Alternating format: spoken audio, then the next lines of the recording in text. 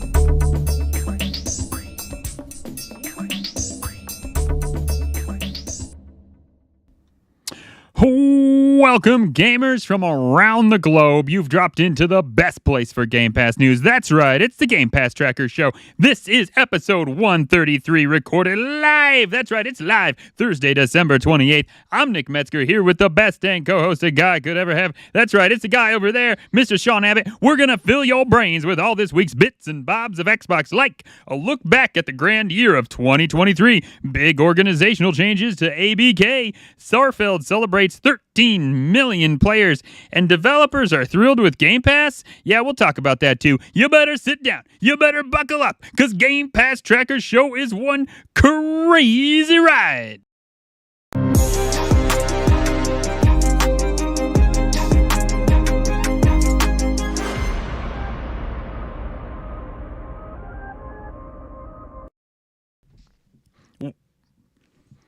Hello, and everybody, and welcome to that crazy period between Christmas and New Year where you're consistently filled with cheese and cold meat, and you have no idea what day it is or what time it is in most cases. I want to welcome you all to today's show. This is your favorite Xbox Game Pass podcast, the Game Pass Tracker Show. You can find us pretty much everywhere. On any social networking app, just search for @Game Pass Tracker. And this week, we started live shows over on Instagram, so you can find us there. That is @Game Pass Tracker Live. Hello, people of Instagram. It's nice to see you. If you have any thoughts and questions, don't hesitate to shoot us an email at show@gamepasstracker.com. And if you are liking what you are hearing, we'd love to hear it. And you can leave a review on your go-to podcast app of choice.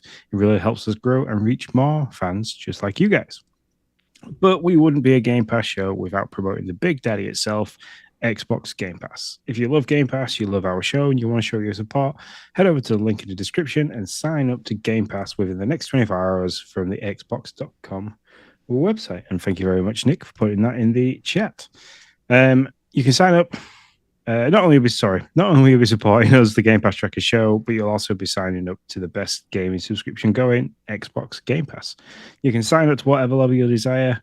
I'm Ultimate, Nick's Ultimate, but there is PC Game Pass, there is Core, and there is Game Pass Ultimate. Just play your own way by using the code in the chat, which Nick has now provided, or in the show notes. She'll help us continue to create the awesome content we love to make for you guys, our amazing fans. So without further ado, Nick, let's head into the Game Pass headlines.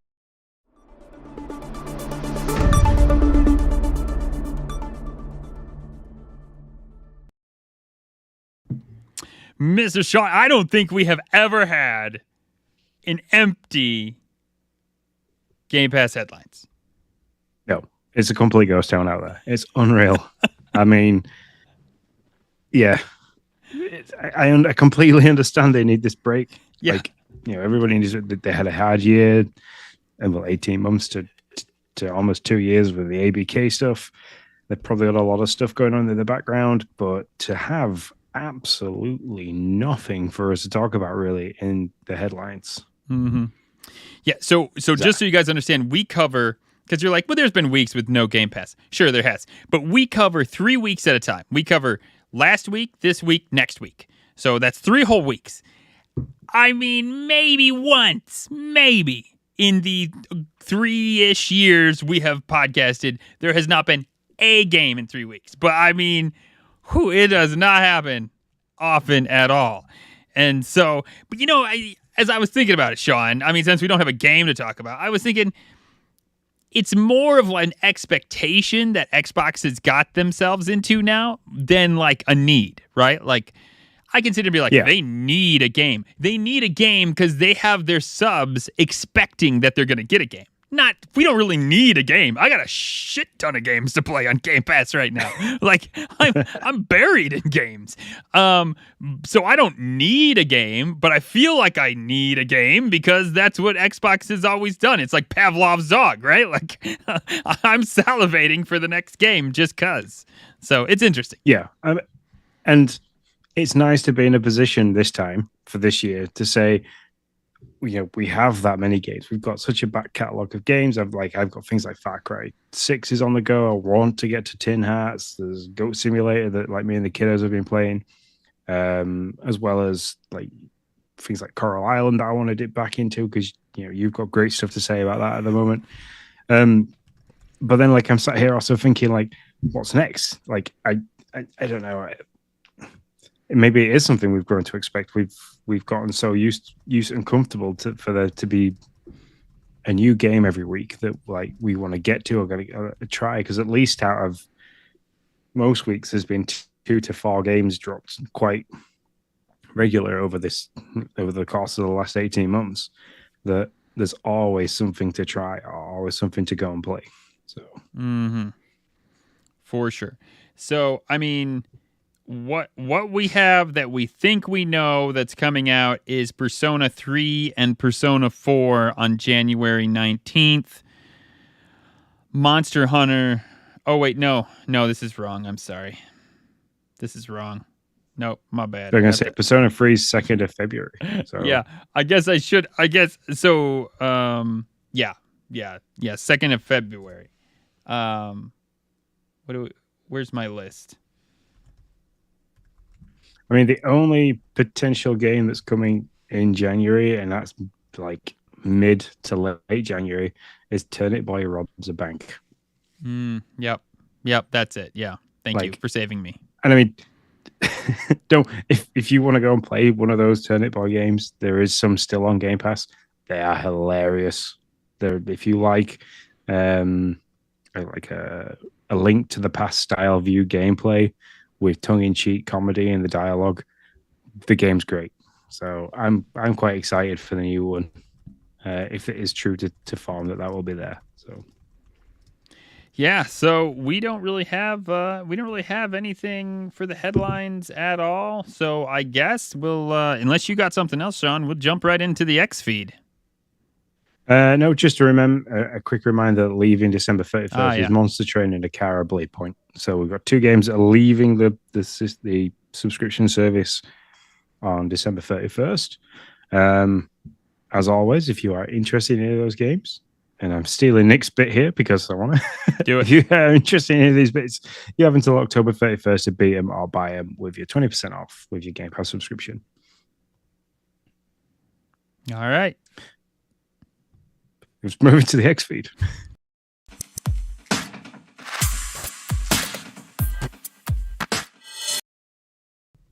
Welcome to the X feed, where we talk about all things news in the Xbox world. In the Xbox world, we have what's coming to Game Pass in 2024, because, we're pretty much done with 2023, and that makes sense that's where we would look. Game Pass so far. Hell, I knew this was a list. I just had to move down. I knew there was a list. I was desperate for it, Sean. I couldn't find the damn thing. So we have a handful of games that we know are coming out in January. Turnip Boy Robs a Bank, as Sean has already said, January 18th. Go Mecha Ball, January 25th. February 2nd, Persona 3. And then the one I'm actually excited for. I mean, out of all, well, I'm excited for Turnip Boy Robs a Bank too. But February 15th, Played Up. I'm excited to play that game. That's like an Overcooked style roguelike game that you can play with local co-op with friends. So I'm in for that. Yeah, I mean, next year we are going to eat well. I mean, it looks pretty insane. Yeah, I mean that's the hope, right? I think we will. And I don't think this is a definite list as well. I think some of these might not come, and I think we might get a lot more. So yeah. I mean, so if you're looking at first party type stuff, you'll more than likely be getting Avowed, more than likely be getting Hellblade. I think is Flintlock first party. I'm not sure if it is, now that I say that.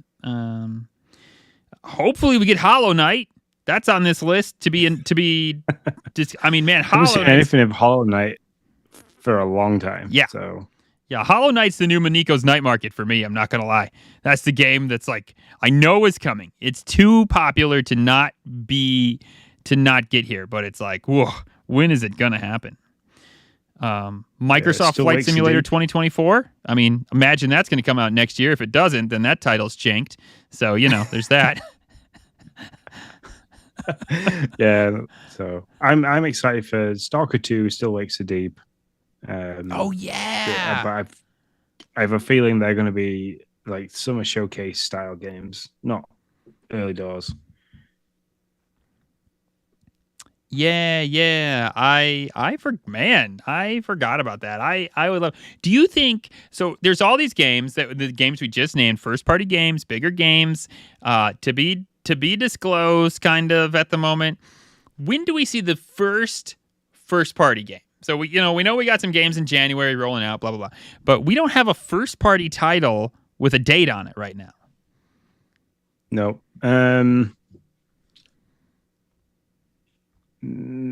April or May time, I think, is the first. Oh, really? First party, yeah. You've got what was the last? We've got Forza Motorsport. Was that the last? And Starfield were the last first party titles, weren't they? Yeah. Maybe. Or am I missing a big one here that I can't remember? Here there's we'll have a very fun thing coming out. So let me see. I just actually wrote it down. So the first one came out, GoldenEye, was in January. GoldenEye 007. And then Age of Empires 2 came out January 31st, and then Forza Horizon 5 Rally Adventure came out March 29th. Minecraft Legends came out in April 18th. Then Age of Empires 4 came out August 22nd. So Minecraft Legends was probably the first release or new release. I'd agree with that. GoldenEye was the remaster for the new console. You've got DLC, the Horizon 5 Rally Pack. So Minecraft Legends was the first big one, and that came. They did a direct, didn't they, for that? Oh yeah. There was a whole thing. So I've got a feeling that we'll have something else like a spring direct, and in that spring direct, we're going to have a first party title named and dated for coming in like a month sort of thing, and probably some form of ABK style news. Like, here you go, you're going to have Crash Team Racing and maybe it's like some Tony Hawks and stuff like that. Or the low hanging fruit with the ABK stuff, not the big hitters like Diablo 4 and things like that. Yeah. So you think so? I mean, which brings me to my monthly question for you, Sean. Because if I don't ask it, then I feel like I'm really missing out. Coming into January, you're telling me we're still not going to see any of these ABK titles on Game Pass. Is that what you're saying? None? Not at all? Yeah, I don't think we're going to see anything at the beginning of the year. I mean, if we do, it's going to be one of those quick, like, drops that they do on X. That's just going to blow everybody's mind. Mm-hmm. Yeah, I think I said this in December too, but let's not roll the tape and find out. It's impossible to know. I think we might see something in January. I don't think it's going to be something huge, but I mean, I feel like it's a lot of money and they got in these titles. They got to start rolling some of them out. Like low-hanging fruit titles. Give me something in January. I know I'm probably more hype than hope, or I'm more hype and hope than reality, than business sense, but man, I need something, Sean. I need an ABK title. I don't need shit, but I want one. There's that for an answer. I mean, our social team did create a post earlier. I was just scrolling through X just now, and I was like, "Oh, Activision Blizzard games coming to Game Pass." And then, like, the next paragraph is, "This is the headline every Xbox and Game Pass user is eagerly waiting for." Yeah, but that list of games would be huge to get early doors in the year. Yeah, for sure. And they're totally right. That's what everybody wants to know. Like, when's it coming? And I can't remember, but I feel like they said something about like early 2024. Maybe I made that up, but yeah, but early 2024 isn't like the 1st and 2nd of January. So why not? Like, yes, it is. It is. Don't lie to me. Definitely is. Sean. No, you have to temper your expectations with this. This is that there is. I reckon there is a lot of stuff they're having to probably go through a lot of games and be like, yes, we can do that one. No, we can't do that one yet. maybe we can do that one later, because there's obviously got to be an element of drip feeding these games to us and keeping a good train of hype going. So you'll get, not only will you get more subscribers in, but you'll have happier subscribers in the whole. Listen, to use their last acquisition, Phil just needs to go in there and rip and tear and start taking some stuff and throwing it on Game Pass and just like be the Doom guy. No, I'm just kidding. I know. I'm just being silly. But yeah, I do think that there, by no later than February, there will be at least a couple titles from ABK. I'm not going to sit here and say what they are, but I mean, give some older Call of Duties or something. I don't know what come on. Anything would make the Game Pass crowd go crazy, Xbox crowd go crazy. So, yeah. Well, there you go. There you go. So what's coming in Game Pass in 2024? Well, we just gave you kind of, I'll go over the synopsis real quick before we move on one more time. Turnip Boy robs a bank, January 18th. Go Mecha Ball, January 25th. Persona 3, February 2nd. Played Up, February 15th. Open Roads, February 22nd. And then it gets a little sketchy past February 22nd. But there will be a lot of filler in there, so don't worry. That's not the only thing you're going to have in the next 2 months. Before you know it, Microsoft they'll be back off of their holiday break, and they'll be giving us those fun little title cards that Sean was talking about, filled with all kinds of goodies. Yeah, I can imagine. When does everybody go back to work? Like it wouldn't be the 1st of January, would it? You're talking maybe the first Friday of New Year. That's probably when we're going to see the first coming, like, out now or coming soon to Xbox Game Pass and that whole title card. I could see something Tuesday or Thursday. Tuesday seems a little early. I could see a title card out on Thursday, for sure. That makes sense to me. Let's do it. Fair enough. Let's do it. All right. Next on our list, Lies of P Dev is thrilled with Game Pass partnership. It's always wonderful when the devs are happy with their Game Pass choices. It seems to vary wildly depending on the developer, but also probably wildly depends on how good your game is. Lies of P was a really good game, so loads of people are going to play it. That's fair. Lies of P director Juan Chow says the Xbox team ran a wide range of marketing campaigns for Lies of P, and I cannot reveal the exact number here, but a huge number of gamers have played our game through Xbox Game Pass. I believe both parties earned a very good result from this collaboration. Yeah, I mean,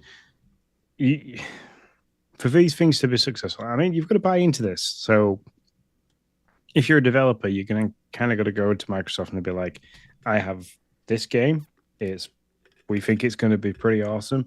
We would like you to market it for us. We'd like to know a cost of that, or how much we'd have to, like, what percentage we'd have to give you off the back of the game for that, if that's how they want to run the deal. Because nobody knows how these deals work. Nobody ever comes forward and tells us exactly how these deals work. Mm-hmm. There's never like a disclosure to this, and they can't even disclose it.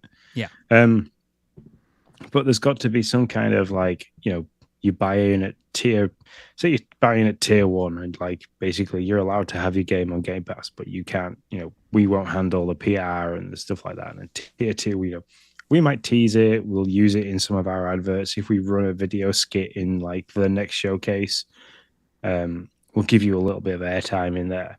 Tier 3 is like our PR company. Our PR campaign managers will just absolutely market the living crap out of this game, so it drives loads of people to it. And I wonder, like, if with a game with Lies of P, where it is really good, it's a huge roguelike style, Souls-like kind of game.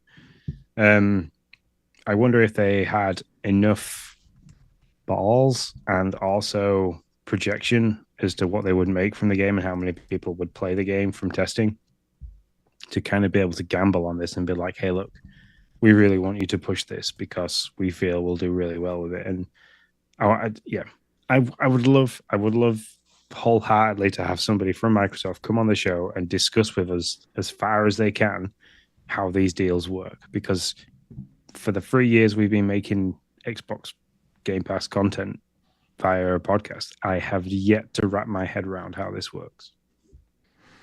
Yeah, I mean, I think I totally agree. I think there are so many facets that come into this, but one of the biggest is how well does the developer or maybe their publisher do at cutting a deal with Microsoft?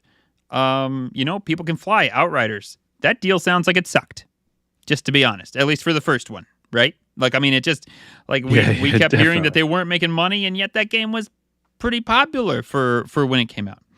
And it's just, it really is, how much did I get for my lollipop, and did it make any sense? And I don't think that number's the same.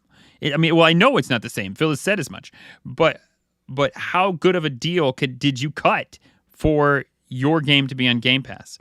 And I think there's also pieces of how many other platforms is your game on. So, and how much are you going to have, like he said, Xbox market that game? Because if Xbox markets that game, then maybe somebody's not buying it on Game Pass. Maybe they're buying it on Steam. Maybe they're buying it on PlayStation. Maybe they're buying it on Xbox but not on Game Pass. So there's just a lot. There's just a lot there, and it makes all the difference from when you see these articles of whether a developer comes out and says, "Yeah, I probably won't do that again." I don't think it did us very good, or you got like Liza P, which is just like, "Yeah, it's great, love it," So, yeah. I mean, I'm glad the game's done well. I'm glad the developers have had a really good relationship with Microsoft on this. A lot of people really enjoyed the game. I know our friend from the Nintendo Does community, Hambo Johnny, played this game, and I think he played it in 100% of the achievements as well. So I know he had a great time with it. Yeah, I mean, if you want to go try it, it's still there. Go give it a go. See what you think. Report back to us about how you feel about the game. So send us an email. Yeah, for sure.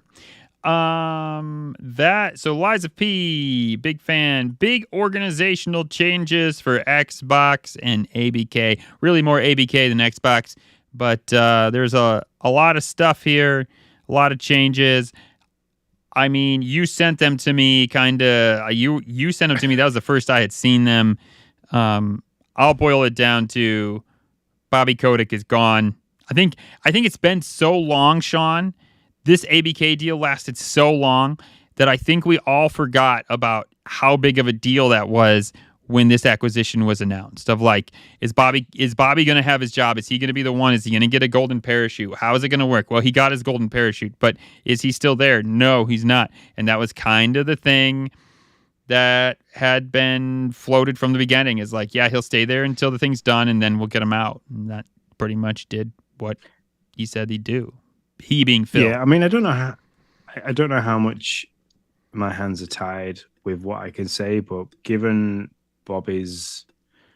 some of the things that circled Bobby within Activision, I know all you have to do is go out there and read about it. There was Google in-house issue.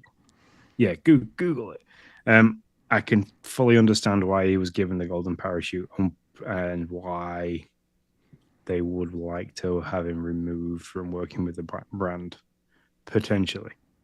So, but yeah, this came as no surprise. I even said that. I think I made a comment on that, I think it was on Facebook when our social team put the post out. It's like, we knew this was happening. Just I didn't realize it was going to happen as quickly as it had happened. So, Yep. I 100% agree. So they've made a bunch of changes to fill some holes, most of them ABK changes. Nothing here like totally, a lot of these names I don't know. So I'm not super. Yeah, super it's more the surprised. reporting. So, like certain people will now, instead of reporting to Bobby at the head of Activision, and the people that worked under Bobby at Activision Blizzard, will now directly report to certain members of the Microsoft gaming community. Yeah. And I think that's good. They said in an article we read a while back that they were acclimating or kind of bringing the ABK team into the Xbox studios quicker than they had projected. And so I think this is part of that happening. They're bringing them in and they're getting it done, and this was probably the next step. So yep. There you go. Yeah, and that's what you want to see. You want to see when two companies combine. You don't want to see the head of one company talking and liaising with the head of another company, and occasionally people underneath. This is like a full-blown tentacles intertwining kind of, Stranger Things style ordeal where the two worlds are coming together and merging and lapping over. So yeah, 100%. And the more we can all chat and talk and see where projects are and make sure that things are doing the right thing that they're supposed to be doing, then the less likely we are to have subpar games. So let's not have subpar games. No, let's get them out on time and then look good. That's right. Yeah. News bulletin. Starfield, the only one we got. Starfield celebrates 13 million players. Not really a surprise. Actually, if anything, it's a surprise that it just happened, to be honest. 13. I mean, kind of thought we'd have got there already, to be honest. Yeah, I'm shocked that it's took as long as that to get to 13 million players. Yep. Yeah, but that's a problem with Bethesda and them coming out with the new IP. That bar is so high, even 13 million players, which is a huge bar. We're kind of like, wow, thought it'd take longer. Any other game we'd be like, woo, way to go, that's awesome. And so they're a punishment of their own success. I love all the other numbers. So 22,284,331 days played. 26,027,845 hours building ships. That was at least 4 or 5 of those. 1.9 million planets visited, 4.5 million outposts, settlers, 12.3 million deaths from the ecliptic fraction, 1.7 deaths from Ashfa. Life forms. That's the most dangerous life form. Sorry, is in Ashford. 1.7 million deaths. Yeah. The favorite meal is the Battle Meal Multi-Pack. Yep. Which is 18.4 million people have eaten it. And the most trusted weapon is the Combat Tech Beowulf, which is, wow, racked up 595 million kills. Wow. Seriously. The other thing to say about this is, holy shit, do they keep a lot of data on what the hell we're doing on that system? Like, yeah, I mean, but I love things like this though. These kind of like the whole rollbacks of 2023 and stuff like that people have been doing on Spotify and Xbox and Nintendo and stuff like that is great. So I really enjoy this kind of data. Yeah, I think it's great, but it just kind of amazes me, like, oh, so they know what meals we're eating in the game, like that. I don't know. It's just absolutely nuts that they're down to that level of minutia when it comes to data. But I think what's really key out of the 13 million players is that an average of 13 million players is the playtime has been 40 hours. So, and that's people that have played it and not completed it, played it and got bored of it, or played it and rushed it through. So, yeah, I think I was about like 25 hours or something like that. And I barely got a few planets in, and yet Merry Christmas to Hambone Johnny here. I think he was 25 hours in and he beat the damn game. So I mean, I don't even know how he does it, but whatever. But I was about the 25-hour mark. Where were you at, Sean? Yeah. I think I was around that too. Yeah. But then it was starting to get too in depth for the ship building, and I didn't quite understand what I was doing. And then Forza came out, so Let's be honest. Forza came out. That's what really happened. That's fair. We knew we'd lose you to Forza. You have a great like story of like, yeah, Forza came out and I started to really like play the game and get really into racing and doing that thing. And I'm like, yeah, Coral Island came out, and I started to farm, and then people are like, he is such a sad man. No, the thing is that you're not, because the game was. I played Coral Island. It was good. It just had so many issues that I couldn't carry on with it. Well, like you are an absolute trooper and carried on. So. Oh man! And then not only did you carry on, you then started like getting at the developers on X, and then also joined the Discord server to continue to get at them and be like, fix my goddamn game. I was nice about it, so I don't want any hate mail. I was nice. I did not like yell at them or anything like that. So, yes, I was like, hey, let me tell you, there's some issues. Let me give you a list of what they are. Let me regale you with a tale of all the problems that I'm currently having with this game. I'd love to get behind the scenes of Coral Island and like see if they nicknamed a patch after you. Yeah. We'll talk more about that in a second, because it's actually an interesting little story, to be honest. Even if you don't care about Coral Island, which I understand most of you don't, which is fair. So, congrats to Starfield for hitting 13 million players and all the other stats we just read off, and for apparently being Big Brother in my Xbox. Feature story: the favorite games of 2023. As we're going to talk about, we're at this wonderful place sandwiched between two major holidays. There's not shit out, so let's talk about what we did play when there was shit out. That's where we're at.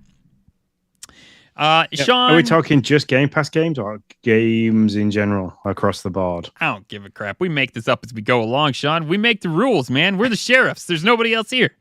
Judge, jury, and game player. Just say, where are you going with this? I know. I was like, I don't want to get that dark, so I'm gonna stay. I'm gonna edit that last one into something a bit happier. So yeah, you tell me what's your what is your favorite game that you played? The favorite game. The favorite in 2023. I don't care if it's Xbox, Nintendo. I don't give a crap. Do the crickets? Well, I think. You think? I'll take.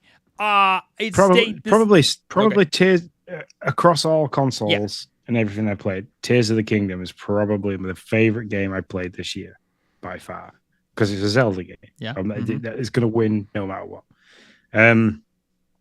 Second to that, Metroid Prime Remastered, because it's a Metroid game. So, and then probably for taking a franchise of a game, and this is now Xbox and Game Pass related, taking a franchise of a game and giving it a twist. So not only to draw new players in, but also to keep the old players of the franchise interested. Minecraft Legends. And ooh, wow. I didn't play that game a lot to the point where I completed it, but I played the game enough to enjoy the fact that they'd taken an already awesome franchise of a basic brick building game with very basic coding hiding behind it to then twist it and give you a story and different elements of gameplay and different. So it just took a game and was very interesting and made it its own thing in its own genre. So. Mm-hmm. That's awesome. Sean, I said it in the beginning of the year, and it never changed. All year long, I've said the same thing, and I really thought it would change sometime around, but it did not. Hogwarts Legacy is my favorite game of the year. I mean, it's the game I picked as my top game, and it's also just the game I had the most fun with. Yeah. And if I had to do three, I was kind of looking at the game. I beat 22 games this year, by the way, which is pretty low. I was in the 40s last year, so kind of bummed about that, but I'll take my 22.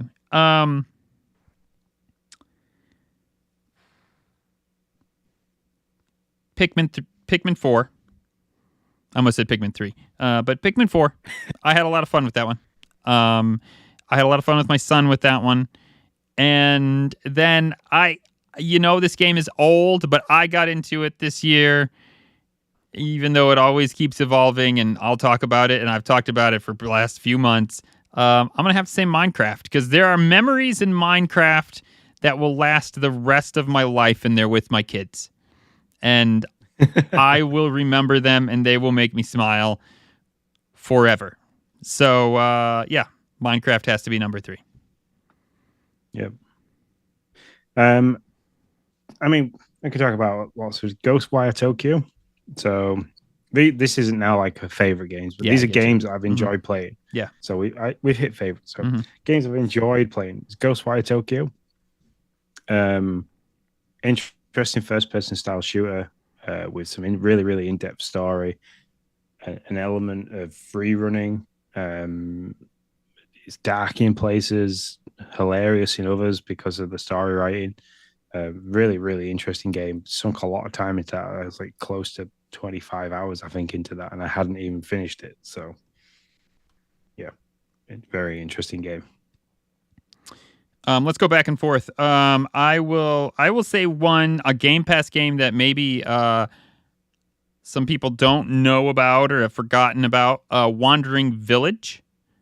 That's a civilization building game. You're on the back of a big beast, and it wanders through different biomes, and you have to you can see what biomes is coming up, and you have to prep for those biomes by changing what crops you're growing and changing kind of what you're I can't even remember everything, but just suffice to say, like, you'd be going through a desert and tomatoes won't grow anymore. So you got to kill growing tomatoes and start growing, like, I think it was corn or something. And like, if you're in the desert, you can't get water from the air through the humidity anymore. So you got to shut down your humidifiers and start growing cactuses. Again, cactus is the only way to get water. And it's a very interesting city builder, civilization builder, and so I had a lot of fun with that. By the way, I do want to shout out before Sean goes. If you have a game, we'd love to hear it on chat. Whether I'm looking at Instagram, I can see most of the multi-stream stuff. So if you got a game, throw it in, and we'll yell it out. Yep. Redfall. I enjoyed that game. It took a lot of hate, which you should have took. Yeah. But this is what happens when this is why we were talking about the subpar games earlier. They obviously oversold it at 60 frames a second. It didn't come out of that, but it didn't deserve the amount of hate that it got. The game ran well. It was hilarious in places still. It was a lot of fun to play. The whole open world hunt a vampire kind of thing. Lots of fun. Graphics were really well done. We had fun playing it multiplayer, which was something that I was worried about because I didn't know how that was going to handle with it being a new genre to the developer, Arcane Studios, that did it. So yeah, thoroughly enjoyed that game. It's still there, still available now. I think it's also had some recent updates as well. So. Yeah, if we could have played that, if we'd had more time to play that together, I think I could have really gotten into it. Because I was having more fun when we were playing together, and then when I started to play by myself, I was like, this isn't as much fun. Also, I'm scared because I'm a baby. Planet of Lana. That was going to be my next one. Was it? Yeah. Well, you can jump in and say your thoughts, but I thought the story without words was really good. I thought, I love the puzzles. I thought it was fantastic. Yep, I agree. The puzzles were a really good aspect to it. It took me back to like playing Abe's Odyssey, stuff like that. Games like that is where it took me back. So,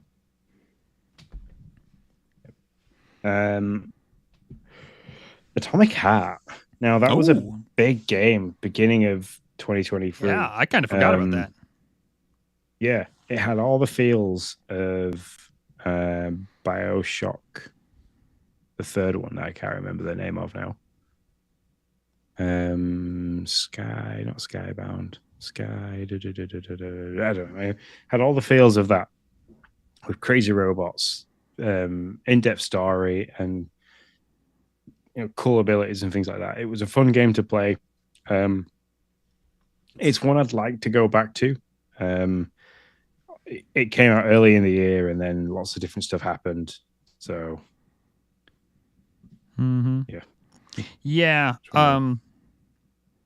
That's cool. I would go Disney Illusion Island as another one. Love this game. Fun. What am I trying? Metroidvania. Like your a kid's first Metroidvania game is what this is. That's what I'm trying to say. And there are parts that are somewhat hard. I looked at that today. Well, I took Logan shopping with his Christmas money, and I thought that it was down to $21.99, and I thought, oh, Nick should like really enjoy this game. I thought about picking it up, but then I didn't. Mm-hmm. So. Yeah. But then I didn't. We had a lot of fun with it. I played it with both kids and my mom actually, and so always each of the guys have a different little ability, and you gain these abilities as you do in Metroidvanias to progress, and so it's a good time. My next one, and probably my last one for this year, not obviously discounting Forza Motorsport, because we've talked heavily about that being one of my favorite games, and Starfield. It's Just Ant. Oh wow, yeah, it is on here. Hadn't got to it yet. Yeah. That's a good one. Yep, absolutely loved that game. The whole climbing aspect, the story with no words kind of thing, other than the letters and the writing and the clips and stuff that you pick up. Truly, like a one of a kind style game that I hope they create either something else around the same kind of idea and style, or make something that's very open world where you can just climb lots of different things and stuff like that. So yeah. For Game Pass, 2 more. Cocoon, really good. Had a lot of fun with that game. Mindbender, loved it. And then Miniko's Night Market. If you're a crafty, cozy gamer, then that you need to give that a go for sure on Game Pass. And then not on Game Pass, of course, on Nintendo, Super Mario Wonder. Absolutely loved it. Yep. So. Enjoyed Super Mario Wonder, and there was another Switch game that I played this year. It's gone completely gone. Also, did you just on talking Switch games? Have you heard when the Mario Rabbids DLC is? I have not, Sean. No, it was supposed to be December, but I haven't heard anything. And while I was looking for the eShop, it suggested that it was already there, but I don't think that's the one that I'm waiting for. Because that would have been my other thing that I'd have played and enjoyed was Mario Rabbids, because I haven't played that since it came out. I finished it within like a week. Yeah, I mean, they're all supposed to be... So there's 3 DLC packs. Early 2023, The Tower of Doom. Mid 2023, Heroes confront a mysterious foe. And late 2023, it looks like the Rayman, Rabid, and Peach embark on their own adventure. Yeah, I don't know. I'll have to do some more research and look into that myself. Although, if you go down on the update, it says update to this article. The Tower of Doom is out now, which would make me think if they updated that the Tower of Doom is out, which is the first DLC pack, then that must mean that DLC 2 and 3 are not yet out, which would mean that they've really missed their date. Yep, and that's what I was thinking when I was looking through the eShop the other day. I was like, where are these bits? These are like what I'm really waiting for. Huh, interesting. Yeah, there you go. So that is those were some of our favorite games in 2023. Next week, we are going to do a predictions episode of what's coming out, what we think is going to happen in 2024. And Sean and I are always spot on. We never, ever miss. Ever. Yep. Still waiting for that streaming thing without a hard drive. So tune in, friends. It'll be a real laugh. With that said, we're moving on to our dashboard.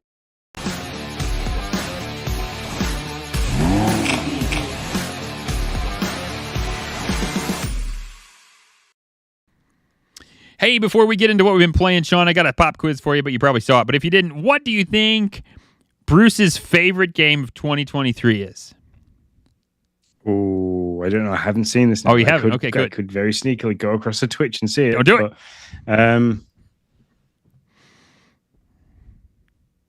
don't know. I reckon it's going to be the Star Wars open worldy kind of one. Yeah. Jedi Survivor. That's the one. Bruce says his favorite game of 2023 was Jedi Survivor.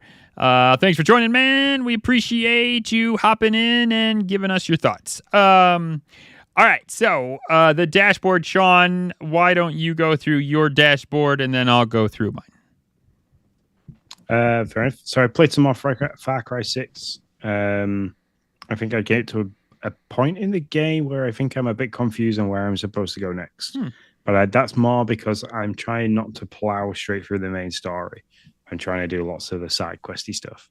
And I feel I've come to a junction where taking the anti-air artillery cannons out, I need explosives, but I don't have any explosives. I can't make grenades.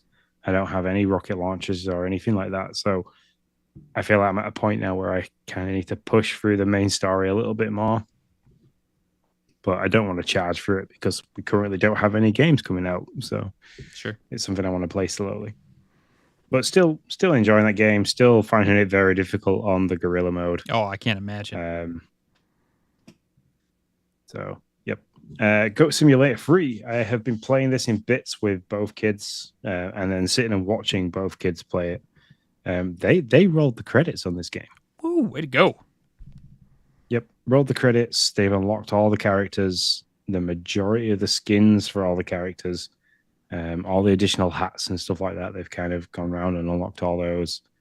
They've done most of the Easter eggs. I think there's maybe only got one or two left.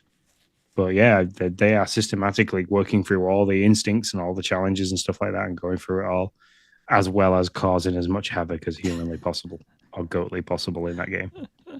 I love that, as goatly possible. Yeah, it's great. It's great so when your kids like band together and play a game like that. I absolutely love it. Yeah, and it's so funny watching the different styles of gameplay. So like Emily will be like, last time she was playing it, she had like little cute bunny ears on, fairy wings coming out the back, and she could fly around. The goat was all white. And then Logan was this giant shark on a skateboard that was just terrorizing everybody and everything in its path. Just chalk, meat, cheese. I love it.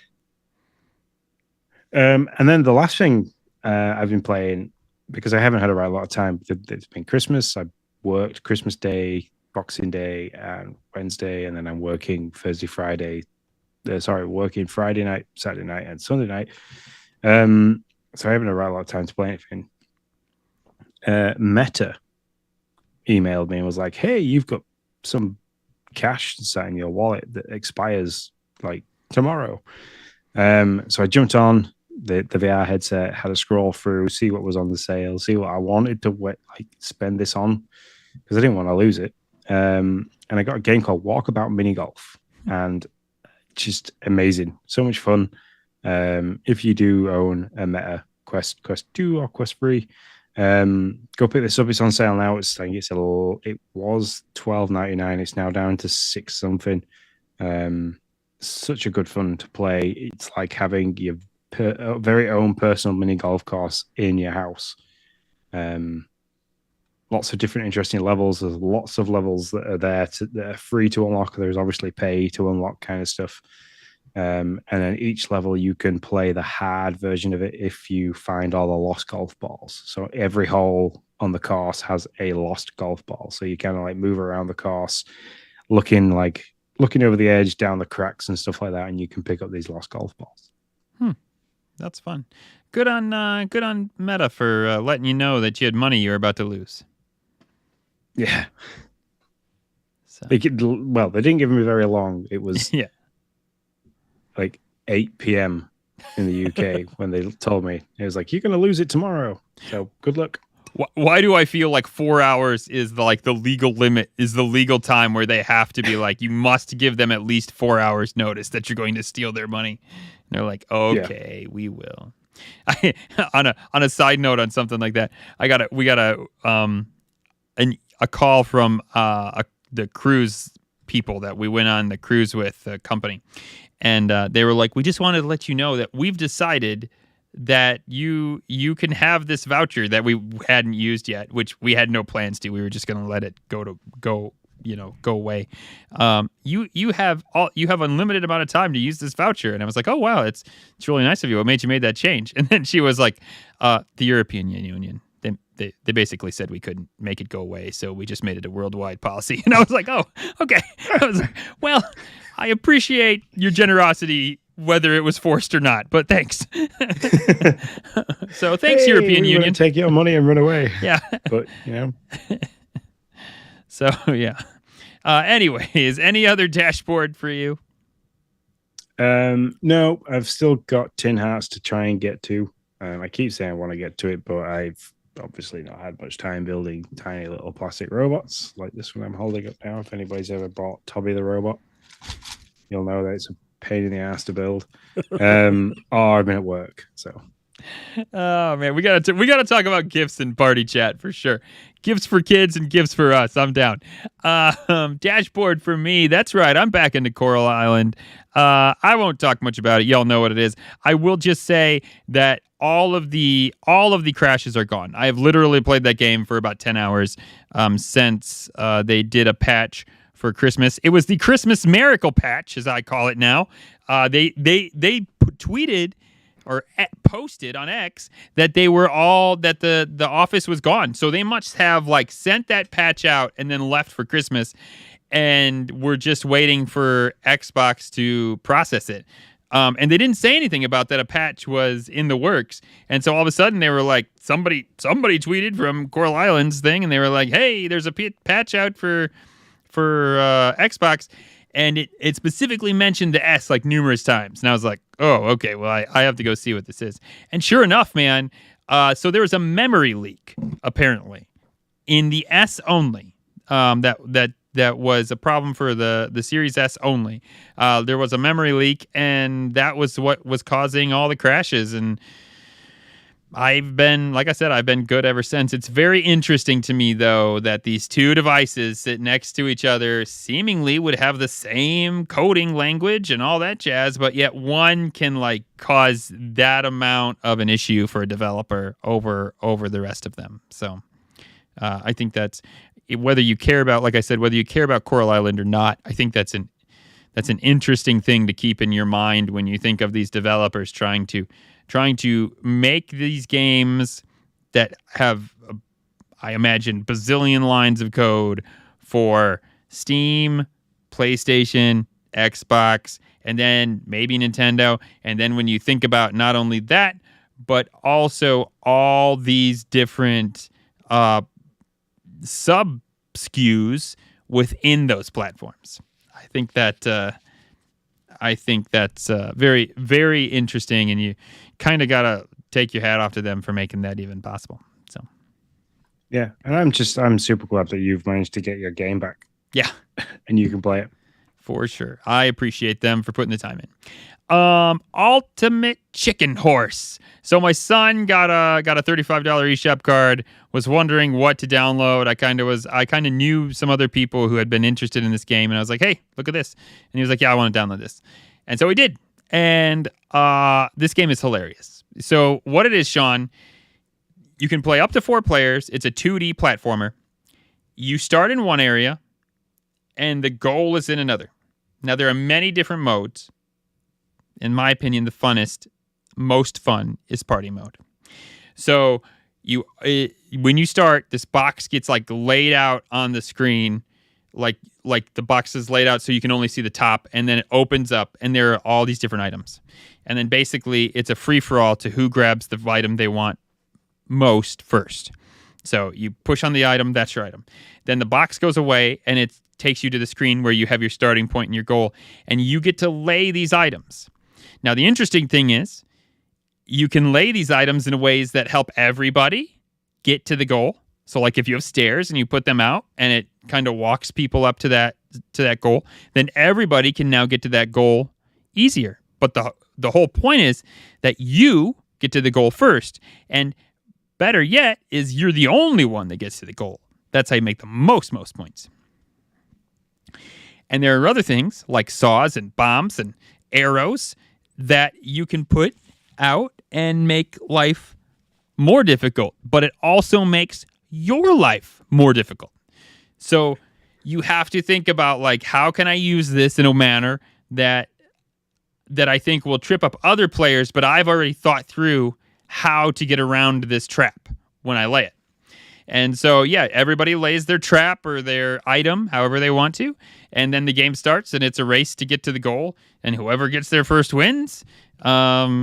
And, yeah, you play until you get so many points. And it is a riot. We absolutely love it. Noah likes to put stuff right over the goal to make it near impossible to get in. The good thing is you get bombs that can blow stuff up off of the map. So like each round you play, you'll get a new item. So you'll get a new set of items to choose from. So then all of a sudden the items start stacking up on others. So now you got stairs and you got a saw and you got an arrow and then there's a swinging axe and it's like, and all this stuff is getting placed all over the board. And so this like super easy like start to finish platformer is now utterly ridiculous, and you've all done it to yourselves. So it is absolutely a blast. If you're looking for a game to play with 4 people, I suggest you check it out. And I think it was $6. It's worth $6. You can also create your own levels and post them to like a global area. You can play other people's games. We played somebody's Santa's Workshop. It was ridiculous. I did figure out how to beat it because I had made it a goal at that point, but it was not an easy finish. But so that's Ultimate Chicken Horse. It's a dumb name, but a fun game. And then Minecraft. I know I bring it up every week, but we made it to a Nether Fortress today, Sean. It was a huge. We were so frustrated. We gave up on the Nether for a real long time, and I made a little ranch in the main world. I changed our ranch from the basement out into this area. It's all big, and I did all kinds of stuff. I made this wall, so now there's like no zombies that get to us now. It's great. It's a lot of fun. I was having a good time with it. The kids love that they can drag animals into this huge ranch, and it's all like fancy with fences and everything.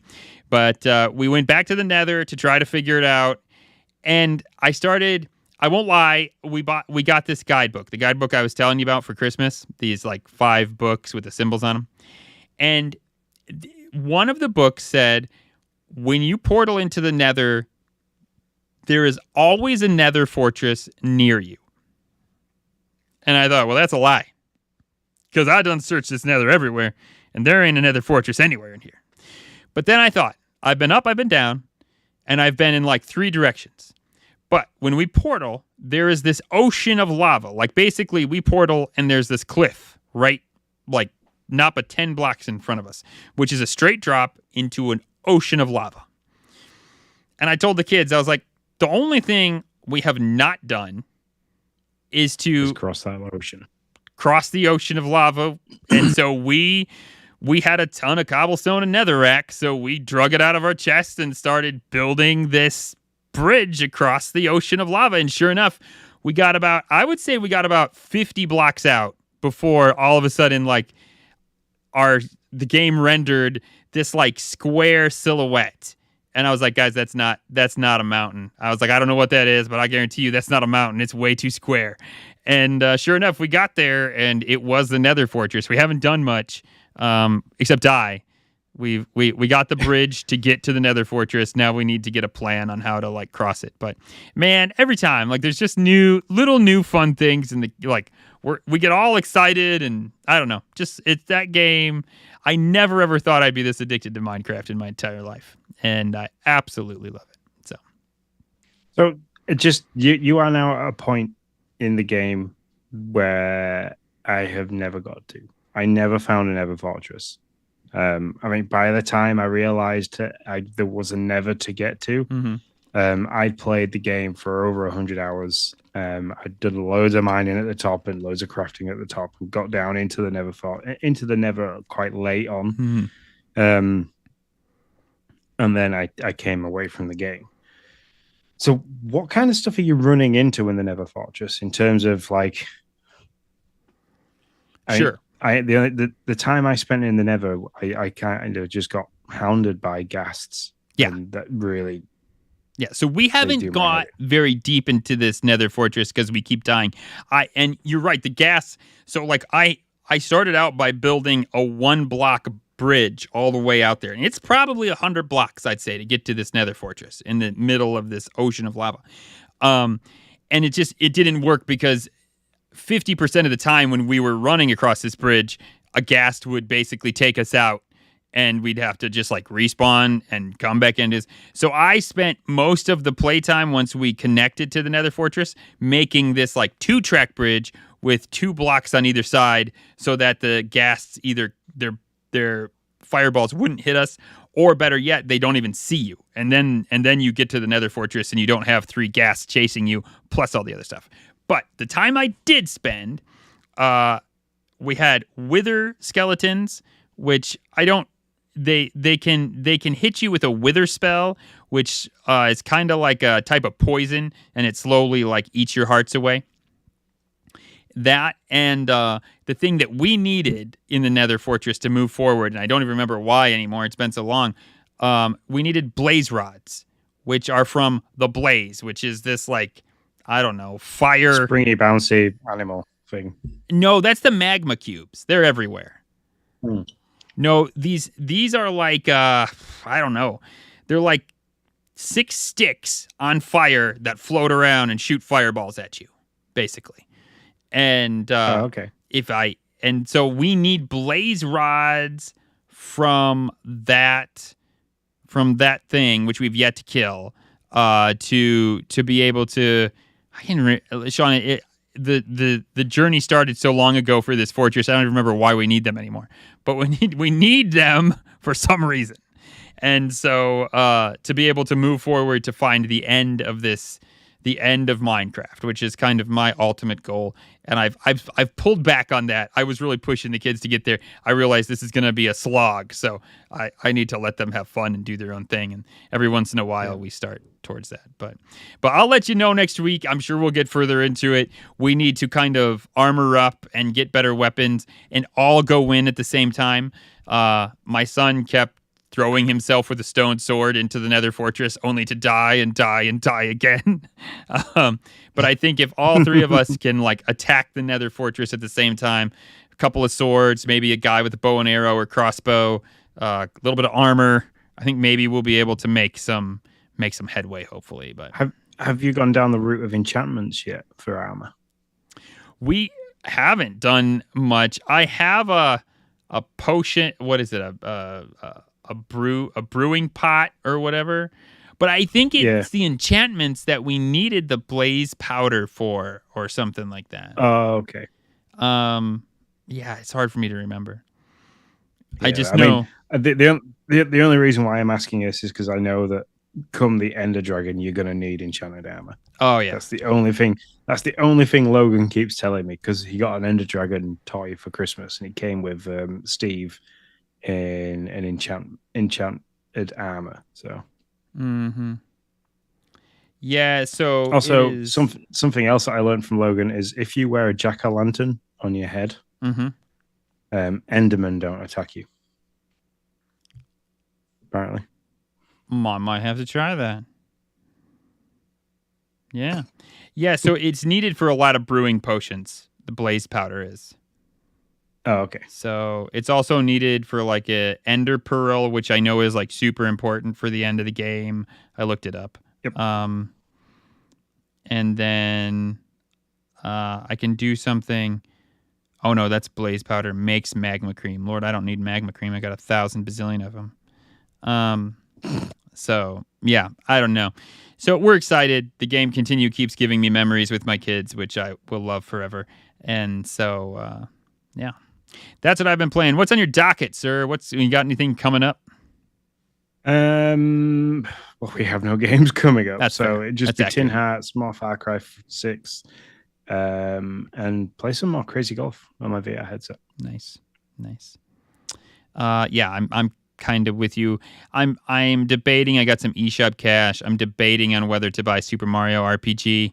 I'm not sure. I mean, I love the game. I've played it already. I've beat it. So I'm not sure if I want to spend money on it. But I did get some eShop cash for Christmas. So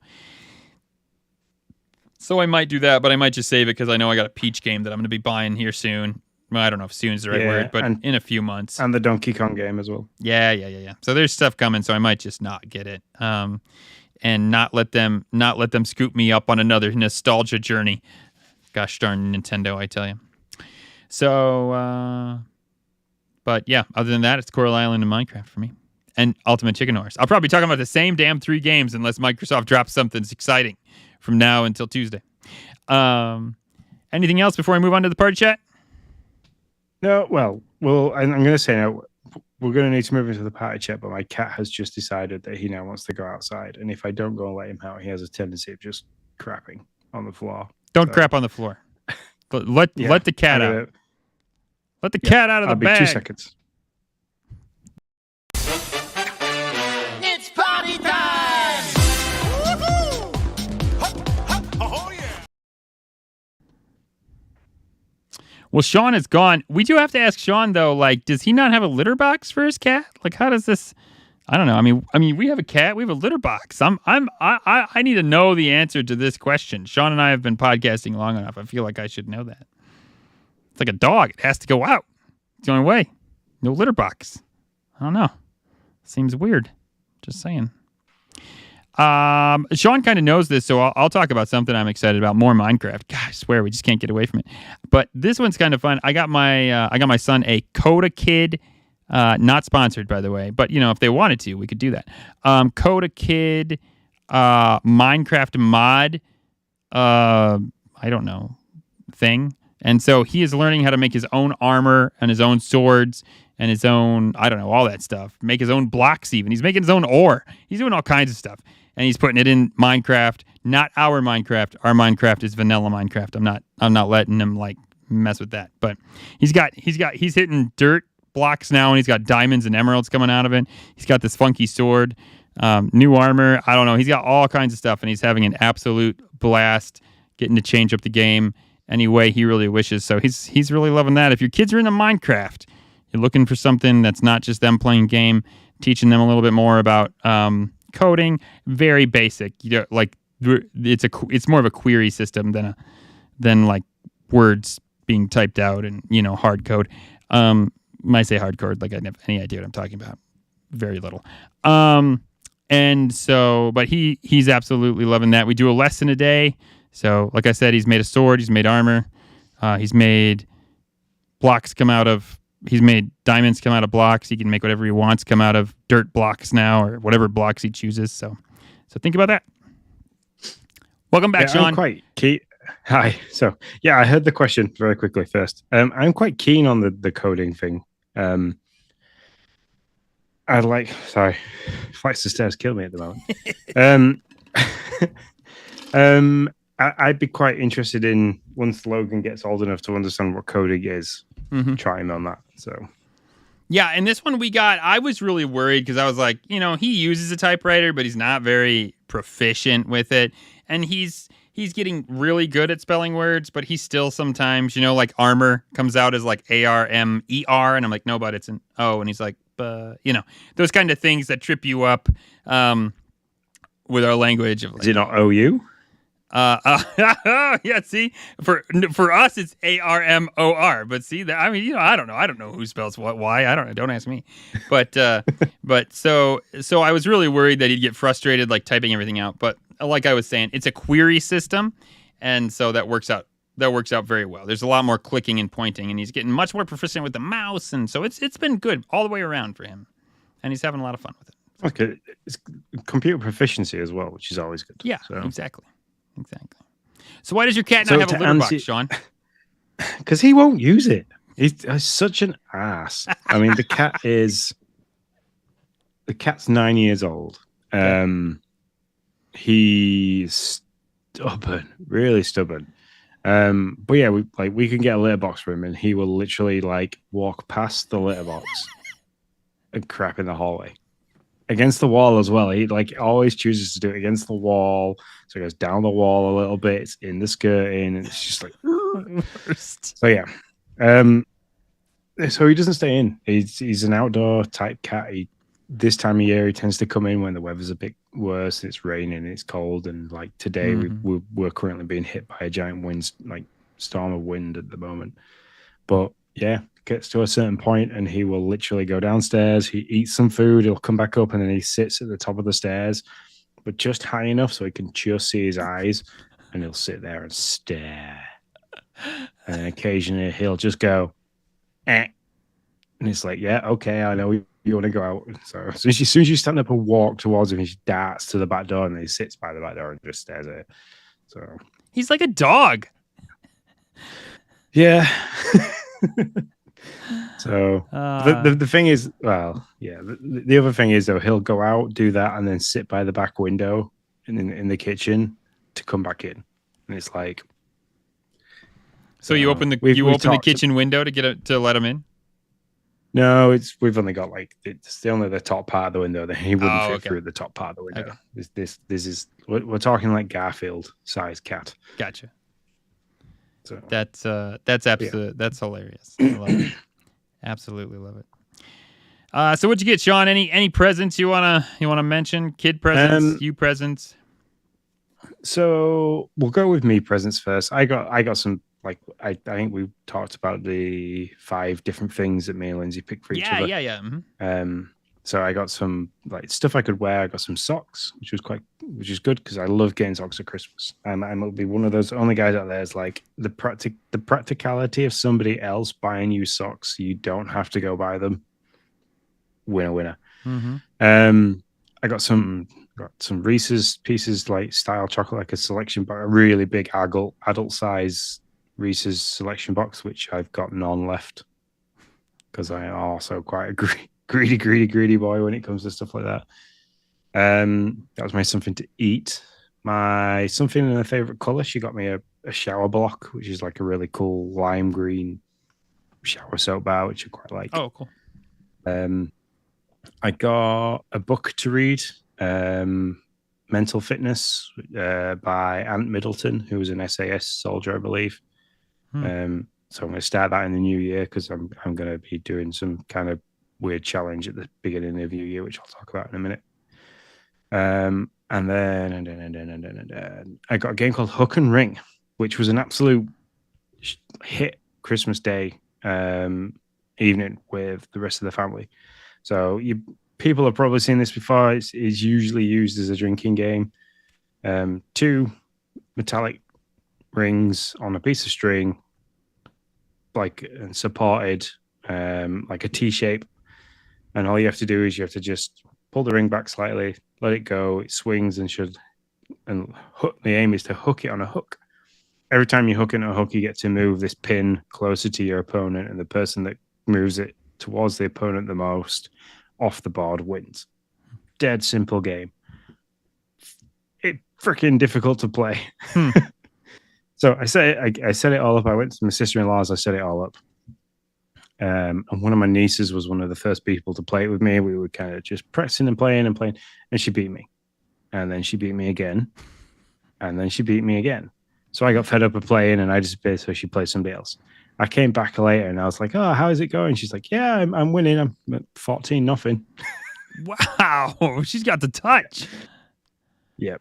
So, but that was good. And that was kind of like, other than the money that I was supposed to use towards a bike, but is now being used to fix a windscreen, thanks to a giant stone that bounced off the windscreen. The worst. That's pretty much it for Christmas. I got a nice running t-shirt off my mother-in-law, which was nice. That was supposed to use for the biking as well. It's the Mountain Warehouse. I don't know if you have Mountain Warehouse in the US. But pretty good outdoor sports clothing company. Nice. But kids' presents, yeah, plenty. Logan got a Minecraft Nerf gun, which was a giant bow and arrow. It's one of those motorized ones. It has to pull the string back, and that sets the motors going, and then pulls the trigger. Nice. Thing hurts. I bet, yeah.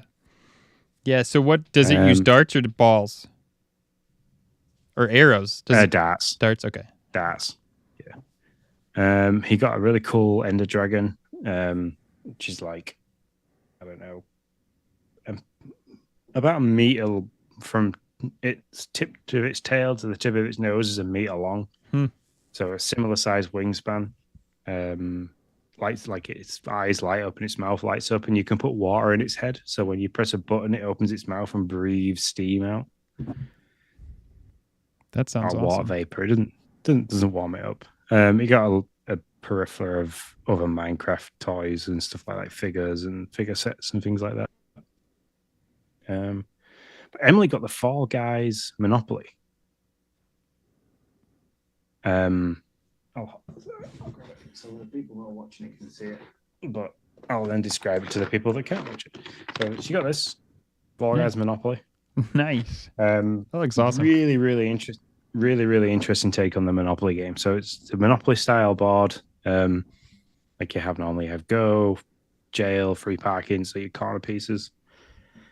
Instead of cash, you have kudos. So it runs like a kudos system, a bit like in the actual game itself, where you can earn kudos to spend in the in-game, like an in-game currency. There is obstacles which you clip to the board. One of them's a seesaw. You've got a movable wall, and then I can't remember what they call it, but it's like a giant hammer. And the objective is to the person with the most kudos wins. And the way you earn the kudos is every time you pass go, you collect 2,000 kudos. You can collect kudos from specific areas on the board. There's an activity dice that comes with it that you can earn kudos on. And then there's also game boards. So as you're going around, the different games that you can play in Fall Guys become like the streets that you can buy in Monopoly, and you buy them for a face value, and then there's a rent value on them and stuff like that. Gotcha. If you own a color set, it earns more and stuff. It was just a really interesting that we played a quick game this evening, and it's just a really interesting take on Monopoly and Fall Guys as an overlap. Huh, that's fun. That is pretty sweet. And then Emily got a load of drawing stuff. We bought her a laptop, which then she got a digital art pad for the laptop as well, so she can plug that in, and she's doing all her she does a lot of anime style drawing. So she's doing that. Cool, man. Well, that sounds like an awesome Christmas. We did I think we talked. I don't know if I talked about it too much because I was afraid that kids were going to hear me upstairs. But I got a ukulele, and my daughter got a ukulele, and we're going to pay for ukulele lessons for the both of us. So that was kind of a big, one of the bigger presents for both of us. Noah got the coding thing, which he's super pumped about. Very excited. Lots of Legos. I've been helping Ariel put together an Encanto house, basically. Madrigal. Yeah, it's intense, and I'm very proud of her because she's doing a good job. Like she's very focused on getting this done. And also Noah got like a Harry Potter, real cool thing. So it's like the crest of Gryffindor. You build it, and it folds out. And when it folds out, it's like basically the common room. And so he can put it down on the table and play with it because he got like 3 like Harry Potter guys to go with it. So he can play with it that way. But then when he's done playing with it, brilliant idea, Lego, he can then fold the thing back up that makes the like half a room. And then when it folds up, it shows the crest, the Gryffindor crest on the outside, and it has a hanger on the top. And so you can put it on your wall as like a hanger that just kind of displays the Gryffindor thing. So that's really fun. I like the Lego books that you can get. I don't know if you've seen those, the Lego Harry Potter style books that you can open up, and inside are like different play sets. Emily's got a couple of those, and like she has them stored in a bookshelf, but like if you were just panning across the bookshelf, you wouldn't really recognize them straight away. That's cool. That's quite cool. Yeah. So I also got an air fryer. So I'm now part of the air fryer world. Actually, it's not me. We got an air fryer.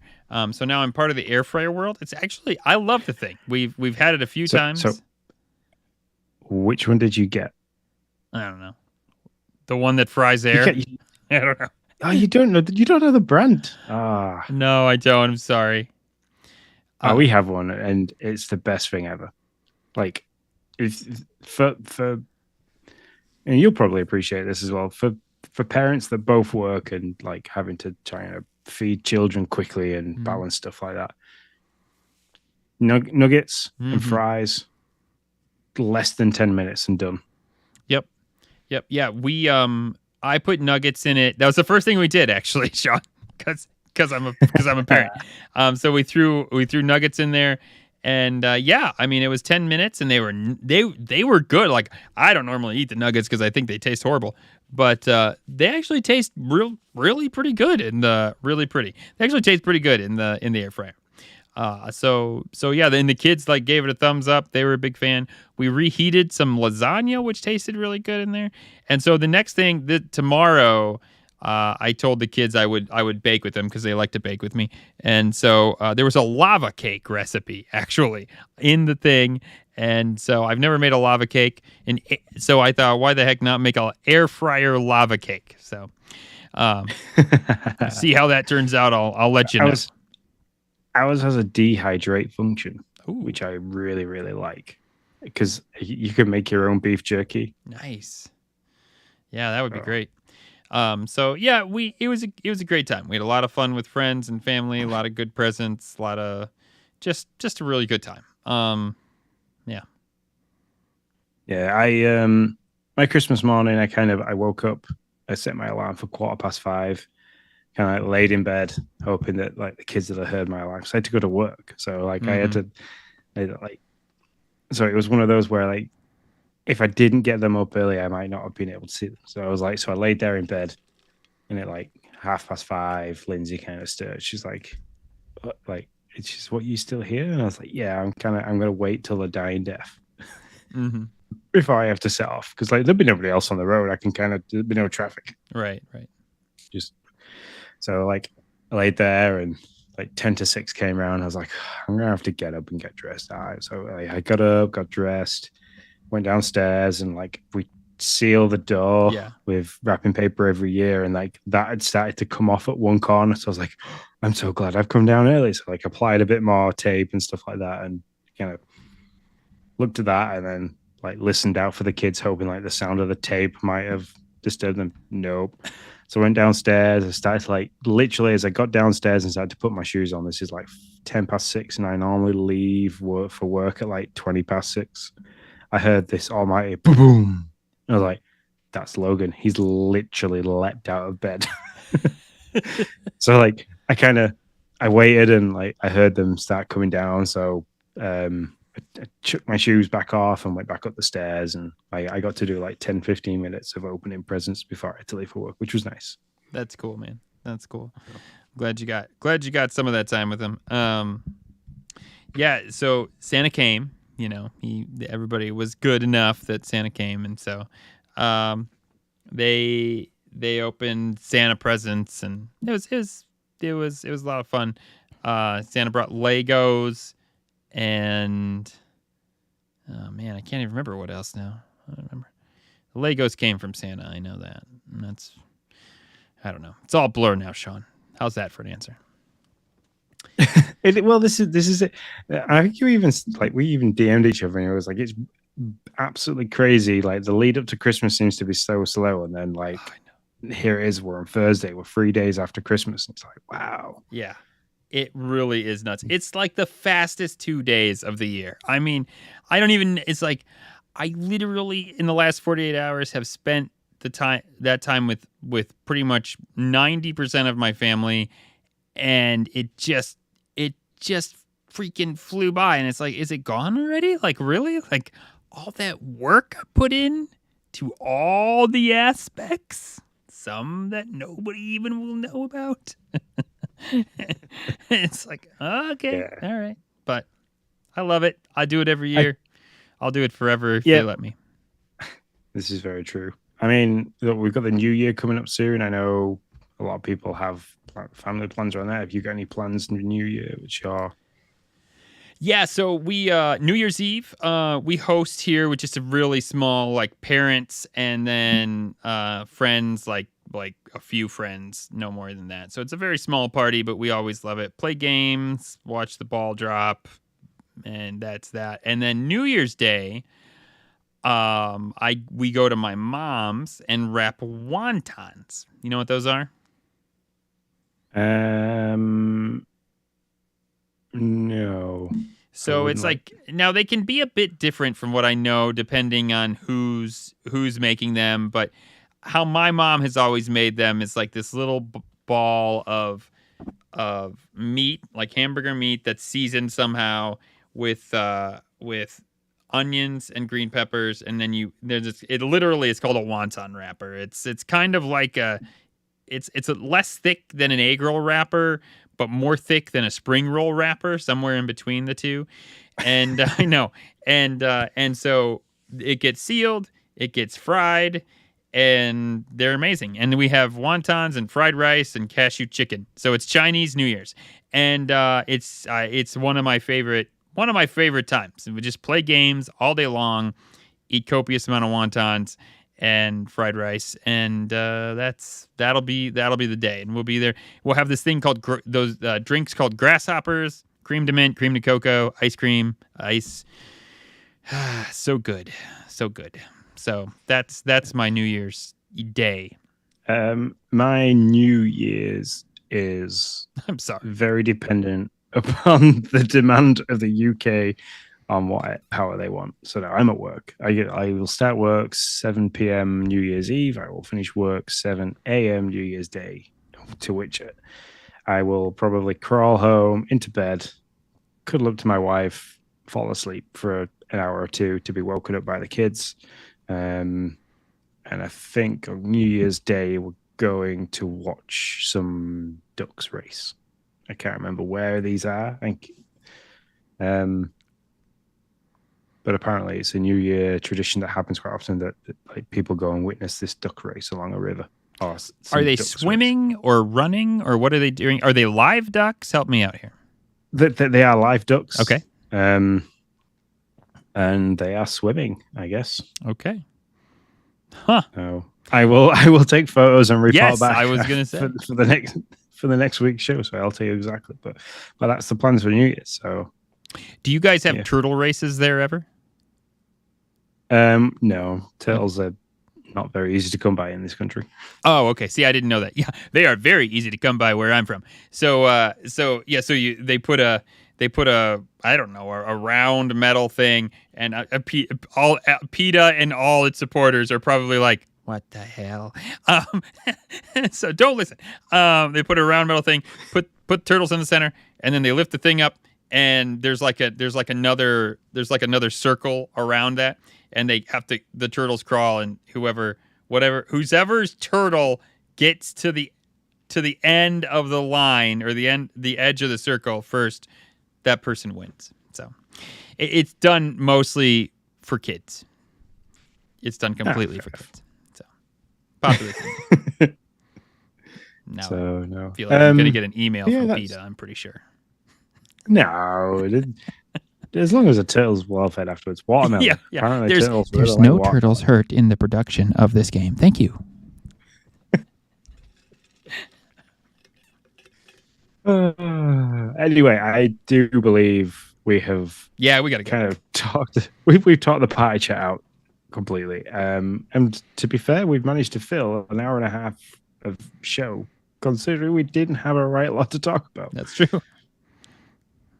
Yeah, welcome to us as a pair. We can talk about absolutely nothing for a long period of time. Mm-hmm. So yeah, but anyway, thank you everyone for listening. I all hope you had a fantastic Christmas. From myself, from Nick, from everybody at the Game Pass Tracker family. We wish you the greatest of luck going into the next year. If you want to wish us good luck and good fortune for the next year, you can do. All our social media platforms are at Game Pass Tracker. You can send us an email at show@gamepasstracker.com. And yeah, Until next time, we shall see you in the new year. See you later. See you later, guys. Have a happy, safe New Year's Day and Eve.